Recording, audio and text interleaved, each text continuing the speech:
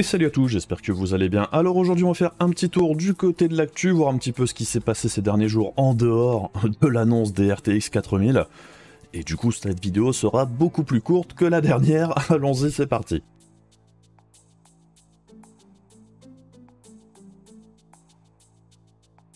Et donc on commence comme bien souvent avec Intel et la saga des GPU Arc qui n'en finit plus avec la dernière nouvelle en date. Bon, on avait déjà un petit peu blagué là-dessus la dernière fois en fin de stream.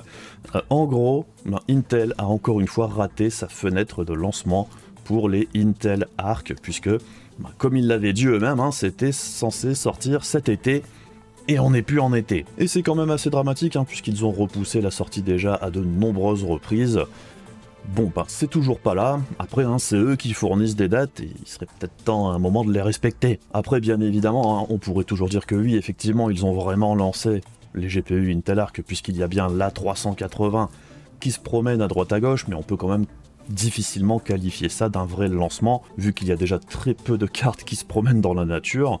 On en a vu. Je crois qu'il n'y en avait qu'une dizaine en Europe jusqu'ici. Aux États-Unis, il n'y en a pas énormément non plus. Et même en Chine, je suis pas sûr qu'il y ait des stocks incroyables de GPU Arc en circulation. Malgré tout, eh bien, il semblerait qu'Intel serait en train d'envoyer les GPU Arc qui avaient été gagnés avec leur concours il y a pas loin de 6 mois maintenant, je pense.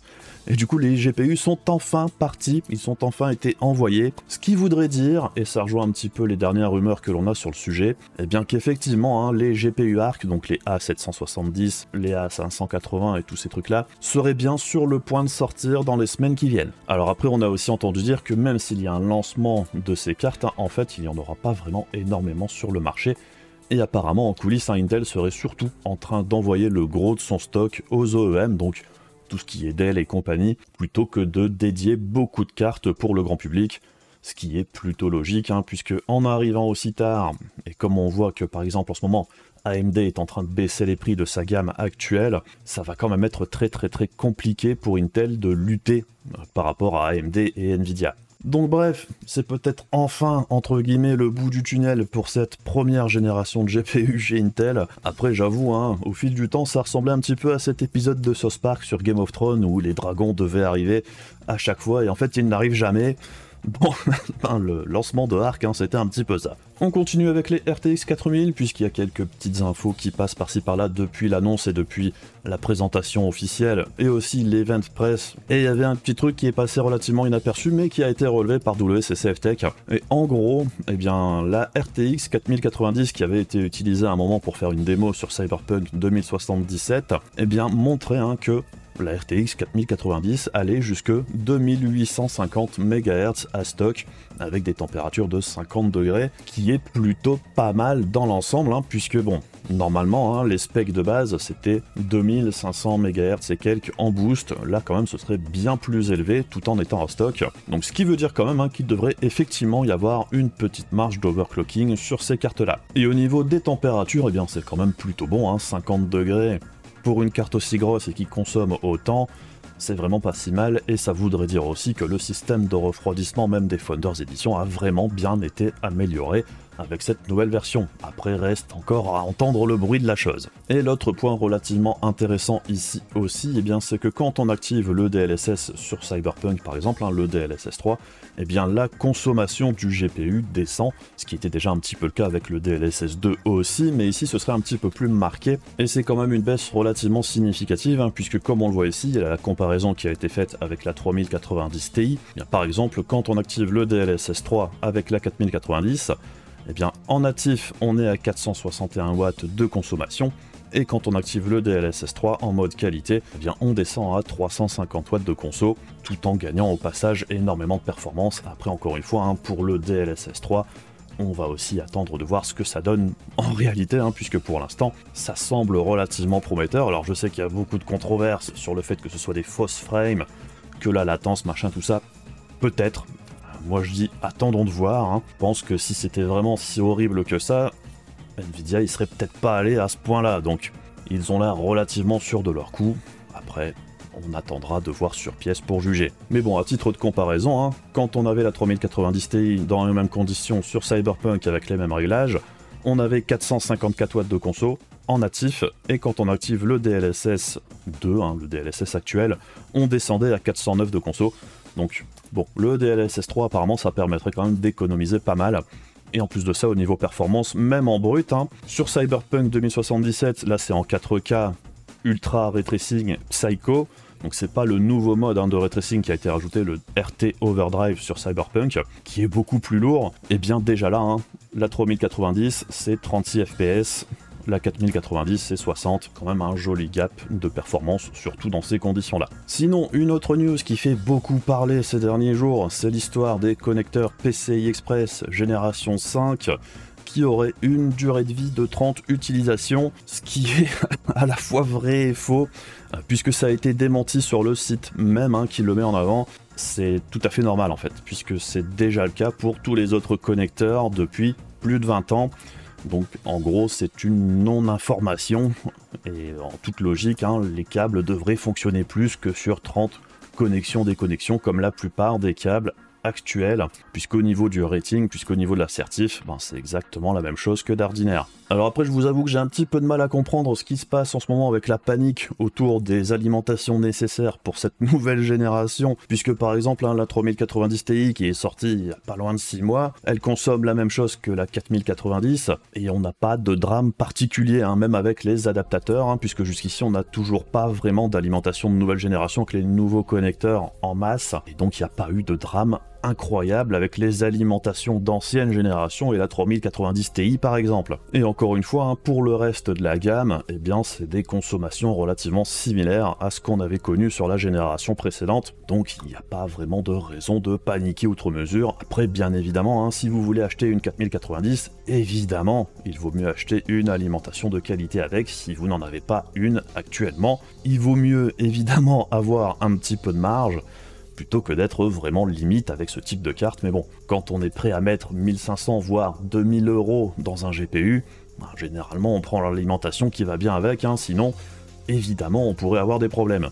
Et on continue avec AMD qui a annoncé une baisse officielle de ses tarifs sur RDNA 2, un petit peu avant la sortie de RDNA 3, et c'est plutôt une bonne chose dans l'ensemble, mais ça pose aussi quelques questions d'un certain côté, et on voit que ça date d'il y a quelques jours, puisque là le listing il date du 15 septembre, et c'est vrai que dernièrement, ces dernières semaines, on avait quand même constaté qu'il y avait une baisse assez significative sur certains modèles de cartes, particulièrement sur la 6900 XT par exemple. Et selon les modèles de cartes, eh bien il y a vraiment des baisses de prix plutôt intéressante, et donc on a un petit comparatif des tarifs. La 6950 XT passe de 1100 $ à 949 $, c'est une baisse de 15%, ce qui est sympathique mais pas non plus incroyable. Par contre, la 6900 XT passe de 1000 $ à 699 $, ce qui est là une baisse de 30%, ce qui est quand même assez significatif, et effectivement, on commence à voir des 6900 XT en boutique, même en France, aux alentours des 750 €. Alors ça reste cher, mais c'est quand même beaucoup moins cher qu'avant. La 6800 XT, elle, ne baisse que de 7%, puisqu'elle passe de 649 à 599 $. Et bon, la 6800 XT, elle a toujours été relativement chère, en dehors des modèles Made in AMD, qu'on pouvait trouver sur la boutique à l'époque. Et avec la baisse de l'euro, elle avait tendance à coûter plus cher qu'à sa sortie. Là, je dirais que ça rattrape un petit peu le coche. Mais bon, les 6800 XT, c'est vrai que là, ça commence à être un petit peu compliqué quand la 6900 XT est aussi proche du prix de la 6800 XT. Et une baisse de 7%, c'est pas énorme. La 6800, c'est un petit peu la même chose. Une baisse de 5% en passant de 580 $ à 550 en gros. Rien d'incroyable ici, pas de vrai changement. Mais de toute façon, des 6800, il n'y en a pas vraiment beaucoup en stock, puisqu'AMD avait mis le gros de la production sur la 6900 XT, et c'est très certainement pour ça que la baisse est la plus significative sur ce modèle. La 6750 XT, 550 $, on passe à 419, ce qui est une belle baisse de 23%, et effectivement, ça aussi on commence à le voir chez nous. La 6700 XT, qu'on a vu hier en promotion à un tarif relativement intéressant, c'était 415 € je pense. Après, on aurait préféré avoir ces tarifs-là au lancement, concrètement, c'était très certainement les prix qui auraient dû être les prix normaux.